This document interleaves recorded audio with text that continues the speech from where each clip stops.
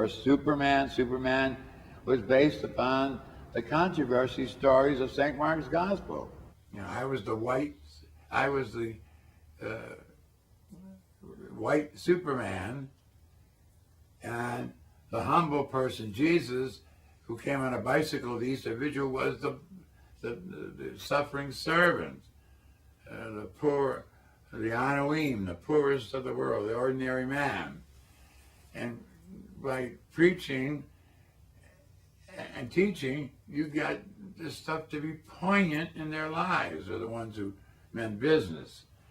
Like, let me see, how'd you come up with Superman? Well, first, the movie had just come out, and I was giving a Bible workshop in Bristol, Virginia, Tennessee, and the day after my workshop, the pastor took me to see the movie. So I had to wait for a plane to come back. Superman, which had just come out. And it just clicked in my head, boy, the year of Mark's Gospel, Lent is all about the controversy stories, about all the people that wanted to do Jesus in. And Superman was a contemporary Jesus figure anyway. He wanted to do good for everybody, flying around and all that stuff. And Lois Lane, and we acted that out. There wasn't so much acting as building a city, a creative artist. We had become a Catholic, one of the few white young couples in the parish who were very creative, Jerry and his wife, Jerry and not Lisa, but whatever her name was, James. They created the illusion of New York City like you couldn't believe. And the Superman costume and Lois Clark, we had it all worked out.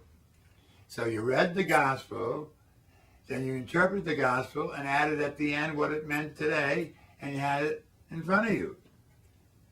Now, of course, black parishes are so different in many ways, for many reasons, good and bad, that, of course, with 11 years in a black parish were a delight. You could adapt anything because the people were adaptable. 85% of them were converts from Protestant churches, so they didn't know half that old Catholic stuff that I don't want people to know. So that St. Mary's in Norfolk was a great extra opportunity. Had people, every 10th person could sing and dance and act. You didn't have to pull teeth to get people to celebrate. It was a fabulous experience I was privileged to have as a honky. And not only that, they were, I don't call it naked naivete or humility or the remnants of slavery, if you want, but they would come back and do the 3 masses. Try to do that in a white suburbia. I was successful in my last assignment, but you think you'd ask them to pull out their teeth.